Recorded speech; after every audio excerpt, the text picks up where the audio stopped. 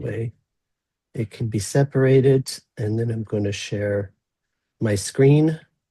So if you want, while I'm speaking, you can mute. It helps a bit for those who are Zoom capable. But yeah, let me just figure out how to put this in full screen. That's not us, the branch, is it? Yeah, we're the Samuel branch. You are the Samuel branch. Yes, just a sec. Here we go. Pam, can you mute yours? Me? Yeah. Okay. Anyway, it's my great honor to present some research I've been doing into one of the branches of the Handel family, which has been particularly productive, the descendants of Samuel. So I wanted to start out with a quote from Bernard Handel that he wrote from his hospital bed, and he's one of the best primary sources we have on the Handel family history. And he says, "I'm sure that each family has a history to write, but I personally don't think any family has our history, beginning with our great-great Zadie and Postov, and all through the First War, and again, our Second War." Now, to give you a brief reminder of the structure of the family, so all Handels descend that are in the association, besides in-laws, of course, descend from Alexander Handel and his wife, Sarah Jungelson. And they had 6 children. The oldest was a girl who we don't often mention. She had no children herself. And the 5 branches of the family come from the 5 sons of Alexander Handel. So the first 2 sons, Solomon and Samuel, were tailors like their father, and never left the old country.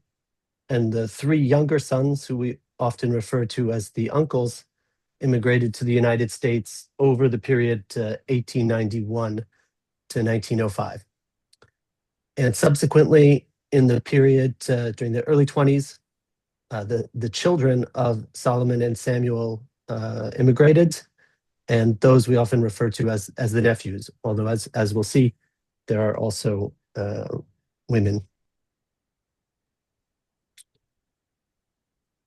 Okay, so the story really starts here in the aftermath of World War I. So Postov, which was the sort of ancestral shtetl of the family, was on the front line, and the family fled, eventually settling in Panavish, which is hopefully I got that pronunciation right, and they experienced quite a lot of hardship there. You can find some details of this on the site Jewish Gen, where you can find some records related to the family. So some of the events that befell the family in 1919, Taibi Rochel, Solomon's second daughter, was shot and killed by a Lithuanian soldier. And her infant son, Sander, named after the grandfather, Alexander, didn't survive. He died in 1920, which is recorded. And then in the period 1920 to 1921, both Samuel and his wife, Shana, died within a couple of years. And then after about 125 years under Russian domination, Lithuania became a country again. It declared independence in 1919. And what followed was a period of 2 years of turmoil before a kind of stable parliamentary system fell into place. So that's the context under which the nephews immigrated to the United States. In 1922, William, Morris, and Hilbert made the journey. So William was the oldest son of Samuel, and Morris and Hilbert were 2 of Solomon's sons.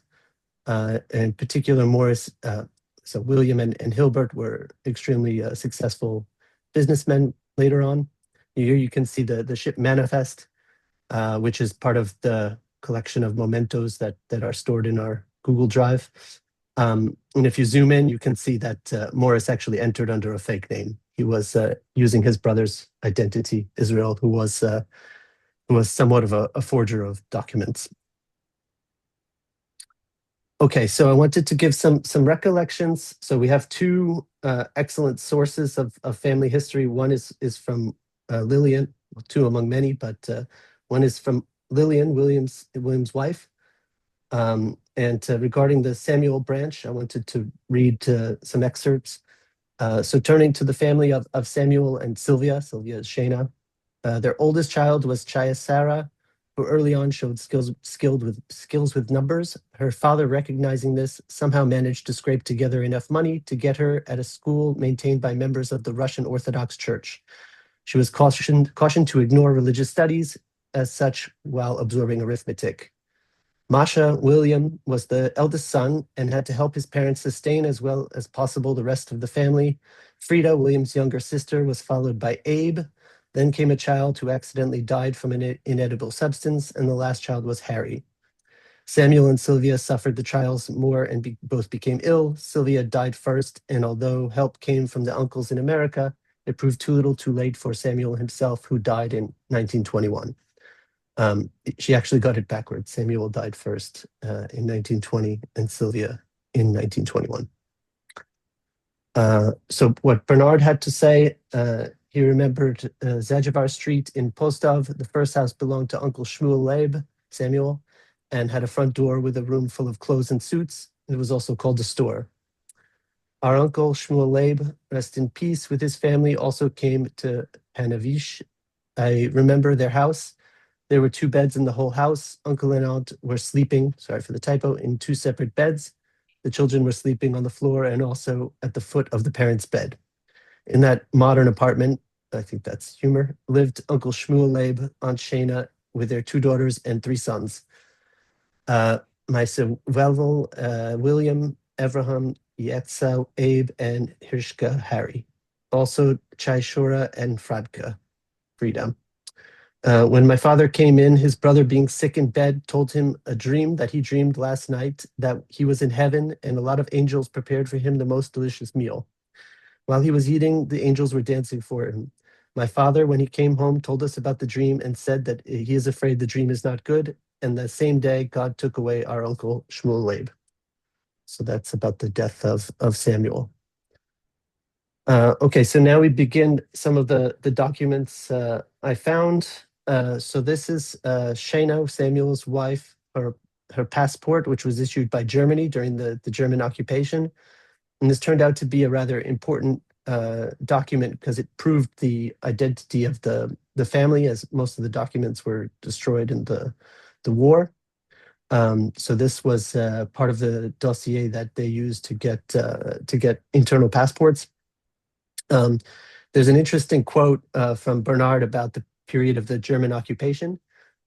He says, "We have been with the Germans at first at that time since 1914 till 1919, the best friends the Jews had. First, only the Jew could understand them, and they could sometimes understand the Jew if the Jew would not bring in some Hebrew words." So that's an interesting take from a man whose mother, sister, and niece were later killed in the Holocaust. So Samuel, his death was attributed to intestinal inflammation. This is the original death certificate issued by the Jewish community of Panavish in the year 1920, where his death is recorded. So this is the letter that was written by his wife Shana after his death, where she's asking for passports for her children, all except Sarah, who was already married by then. I won't go through and read it. She died that same year. And there's a subsequent letter from her daughter, Frida, where she's requesting passports to travel abroad from the government. So in particular, what she says, from this it is evident that after her death, she left me, referring to her mother, the undersigned Fania Gendelait, age 17, and my younger brothers, Abramis, aged 11, and Ursha, aged 8. Having no means for living, my elder brother, she's referring to William, who was born here, invites us to come to America. where we will receive shelter and support from our relatives. And in that application, which I retrieved from the Lithuanian archive, there's a photo of the orphans who were left behind by the death of Samuel and his wife. So in the middle is Frida at the age of 17, and her younger brothers. Here is Harry, aged 8, and Abraham, aged 11. We have no photos in our pretty vast collection of family photos of them as children. In fact, this is the first known photo I've seen of Abraham, who later became estranged from the family. Okay, so then another document in there is a document from the Jewish Children's Shelter Board, which is giving permission to Frida to take her younger brothers, Abe and Harry, from the orphanage such that they can go to America. Okay, so just to give an overview of what exactly happened. So in 1917, Shayna is issued a German passport, which is later used as documentation for the family. In 1920, Samuel dies, and then in 1921, Shayna herself dies. And Sister Frida applies for a passport, including her two younger siblings, who are at that moment in an orphanage. And then there's a period which passes in which they try to get the documentation together. And finally, in 1925, the application is successful, and the three of them immigrate to the United States to join their family. Okay, so that's and then here are the passport photos, which I assume were taken in 1925.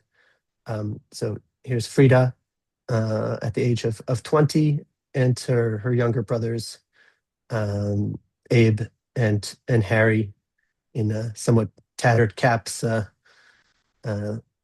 Yes. So just to give a bit of a outlook on what became of them. So Frida was matched with a husband and settled in New Haven. You can see video of her in the video of the first Handel picnic. Harry, probably one assumes with the help of William, opened a furniture store in Norwich, and speaking to his daughters, he never much talked of his childhood, which must have been pretty traumatic. Abraham is an interesting case. He became estranged from the family, and it was widely rumored that he left town. I mean, talking to various people in the family, but it does appear that he was mostly in New London. This is his draft card, which is part of the collection of documents we have from 1942, where he lists his closest relationship as that of his brother.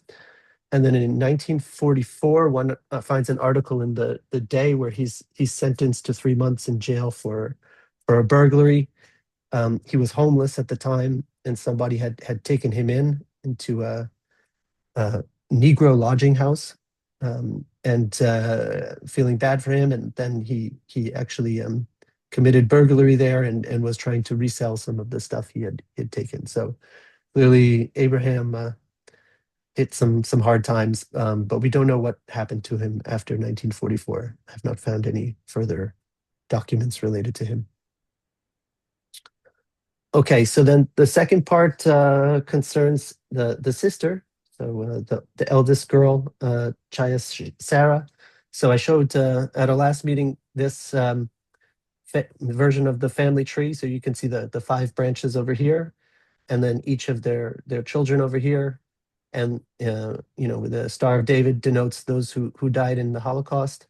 And adding the picture of Abraham, we now have pictures of all of the 24 grandchildren of Alexander Handel and Sarah Engelson, who lived to adulthood, with the exception of the oldest sister, Chaya Sarah. So what did we know about Sarah? So this is from the family tree from the I think the 70th Handel reunion book. So she had 4 children. we only knew names of three of them. And we didn't have dates on their births, but it was, I think, assumed, at least by me, that the entire family had died in the Holocaust. Interestingly, there was a detail on one of the children of Sarah that she had married a man named Shokent, although it's not known exactly where that particular piece of information comes from, but it is quite revealing, as it will become clear in a moment. We can find some information from the archives. So Sarah's wedding is recorded in 1918 to a man named Wolf Schub. And she was born in 1899. She's a bit older than William. And her father-in-law, Mendel Schub, was the presiding rabbi at their wedding. We can also find some information on their children. Their names are listed in some documents, some birth documents. So the oldest girl was Shasa, or Sonia, as we had her. There was a second sister, Leah, who we seem to think was named Sylvia, but that was false. That it might have been assumed she would have been named after her grandmother, who died after the birth of the first daughter and the second daughter. But in fact, her name was Leah. The third child was a boy named Tevel, and then the fourth child, a girl, was named Udal, or Judith. And she would have only been 14 years old in 1940 when the Holocaust began. So she would have been too young to have been married at that point. So I proceeded by looking on Yad Vashem to see if I could find, actually I was looking for Solomon's family there, but I found Samuel's, and we do find records of the family there, for both Sarah, her husband, and two of her children, in fact, not four. And the reason for that is that the testimonies filed there are actually filed by the youngest of Sarah's children, who we call Judith, who submitted under the name Eula Shokin in 1989. So from there, it became clear that the youngest daughter did, in fact, survive the Holocaust. And so from there, I poked a little bit on the web, and I found a family tree from a cousin that we did not know about, who is connected to this meeting, who's Zev, or which is the same name as Wolf, so he's named after his grandfather. And from there, things started to become a bit clearer. I managed to get in touch with Zev. So Judith did make it to Israel in the 1970s, and she lived until 2016. And besides Zev, she had two daughters. And yeah.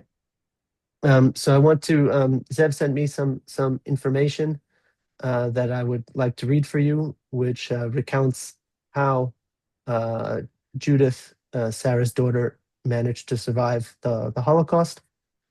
So to tell briefly about my mother, she was captured by the Nazis when she was in a youth camp in the resort town of Palanga in Lithuania. She was about 15 years old. In fact, she has not seen her family since then, most of whom perished except for her older sister Sonia. As mentioned, my mother was captured by the Nazis. There was a period in the Kaunas ghetto. There she worked, survived to save children. From there, she was transferred between a number of camps. In the end, she ended up in Stotov extermination camp in northern Poland. Because she was a relatively healthy young woman, 16 to 17 years old, they did not send her to the gas chambers, but took her to work. Once she was taken to a labor camp not far from the extermination camp, at some point she discovered a sewing spot in the camp and escaped. She also suggested that her girlfriends escaped with her, but they were afraid. She escaped alone. She returned several times to bring them bread. She hid in a village in the area. Thanks to the fact that she was blonde with blue eyes, it was easier to pretend to be a local. For a while, a Polish family gave her shelter. Towards April-May 1945, the Red Army arrived in the area. She joined the army as a soldier and even came with it to Berlin, where the Russians occupied. From there, she returned to Vilnius. She met my father, whose family also perished in the Holocaust, and they married quite quickly. I have two sisters who are much older. We immigrated to Israel in 1972. I'm a retired Israeli Navy officer and work in the defense industry. I have three sons. So the information was transmitted to the family, and the timing was so fortunate. So Jade Tikat's son, Gordy, was getting married in Israel, where he lives, in August. So he and his sister, Lori Sterling, had the occasion to go there and meet their second cousin, Zev. And of course, you can see more details in the article in the Fall Handle letter. So I was managed to get some more documents on Sarah's family. So this is the passport application for Wolf and his family. So he's the husband of Sarah. Again, you could see quite a high quality photo of him. He did not survive the Holocaust, and none of his descendants had seen his living descendants had seen his likeness before. Also in the same set of documents was the oldest sister, Sonia, who also eventually immigrated to Israel in the 90s. I understand that she lost a baby during the Holocaust, and she didn't have any children after that, and she lived until 2015. And finally, there's the second sister, Leah, who also did not survive the Holocaust. And in her application, because she didn't have any documents, there are sworn statements from both of her parents as to her identity. So this is a photo that I obtained from Zev. I hope he doesn't mind sharing it. So this is Judith, the youngest sister, and the second sister, Leah. And this must have been in Judith's possession when she was captured by the Nazis in the resort town of Palanga, and it must have been taken rather recently before she was captured.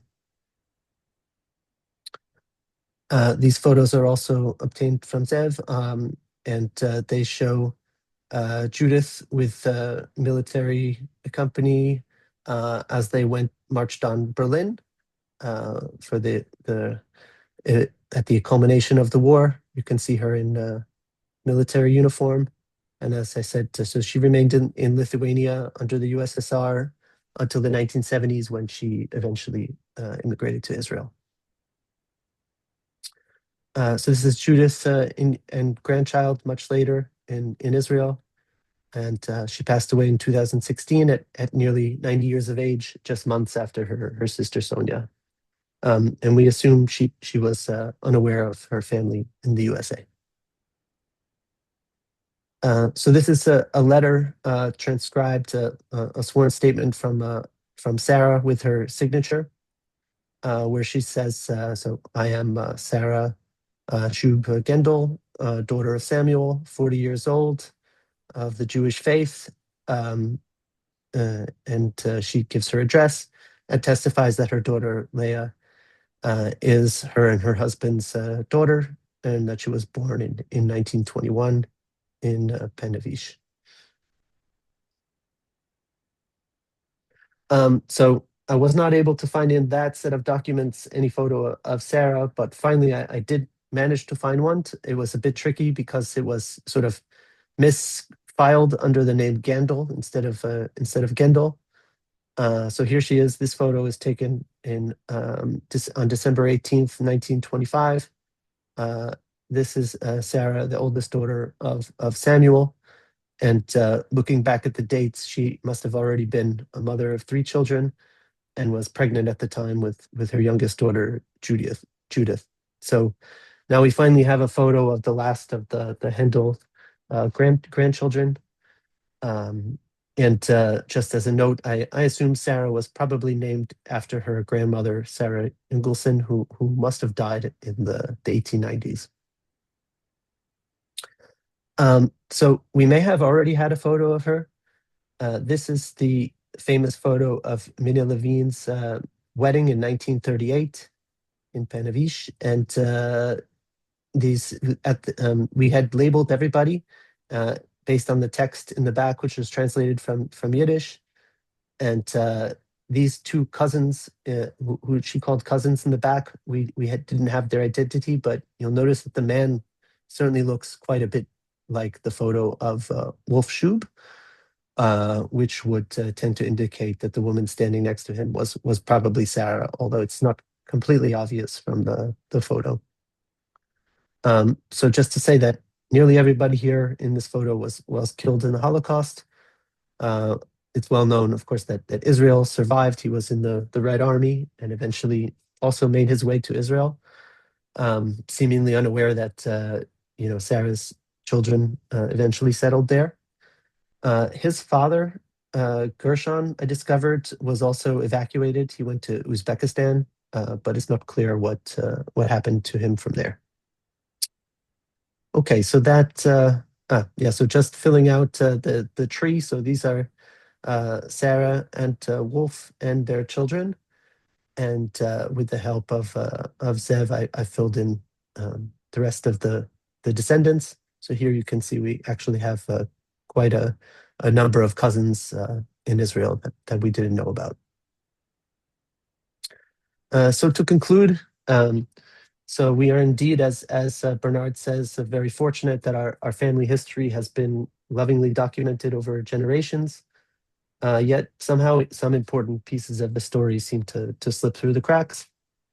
As he says, our family was deeply impacted by both wars and left certain scars on the family, which I think you can see from this presentation. In documents from the Lithuanian archive, we have found previously unknown information about both family who came to the US and those left behind. And we have discovered a part of the family who was missing to us, the link having been severed by the Holocaust and then by the subsequent Cold War, which separated family in the US from Israel. So that's all I have to say, just for here a reference of the map of the different places which are referred to in this presentation. So that's it from me. Fantastic. Fantastic. And can you provide the link to this presentation in the chat or? Well, yeah, no, I was going to ask Matt, if you could start a Google folder somewhere and put this presentation in, and also all of the original photos that you have. I will put them out on the Google Drive for everyone to see and share easily. That way we don't have to send a bunch of copies around. Is that acceptable? That's perfect. I appreciate all the work you've done, Matt. This is an incredible story to add to our family history. And I hope the next time as a family we write up the history that this gets woven in somehow. Thank you, Matt. And I also have a suggestion for you based on some investigative work I've done. When Lithuania was invaded, one of the Einsatzgruppen A, was tasked with getting rid of the Jews of Lithuania. And they would normally go to a town, take all the residents to a forest and kill them. And they documented what date they were in each town. So that may be a way to, like in that picture of all the cousins when they were liquidated, that may give us a date as to when they passed away. Fantastic work. Any questions for Matt? Okay, hearing none, I'm going to go to, is there any new business? New business in the form of a motion? Okay, is there any old business? None, but Ziv is on the call. I wonder if he has any comments or anything he'd like to share with us after that wonderful commentary by Matt. Hi there, all you. Well, I'm more I'm new in the business, more in listener mode. It's not new for me because I was in contact with math, but even I hear it a third time. It's quite exciting, interesting, curious, everything, every words. Is English my not native language, so it's a little bit difficult to express all the feelings. So I'm working with him to give more accurate names, some mistakes, some misspellings, but the story is the story. And thank you very much for this. It was exciting for me because of all this work. I actually saw the first time picture of my grandmother and grandfather. I never saw them till now. Wow. Wow. I So it was appreciate actually your the first time for me. appreciate your corrections of the spelling, Zeev. So I've made those corrections on our family tree. So I appreciate that. Yeah, okay. By the way, you mentioned a lot of time of Panevėžys. It's pronounced Panevėžys in Lithuanian. I was not so far. Yes. There is actually the birthplace of all this family. Yes. Welcome to the family. It's in Israel. There is a big Orthodox community called Panevėžys on the name of this city.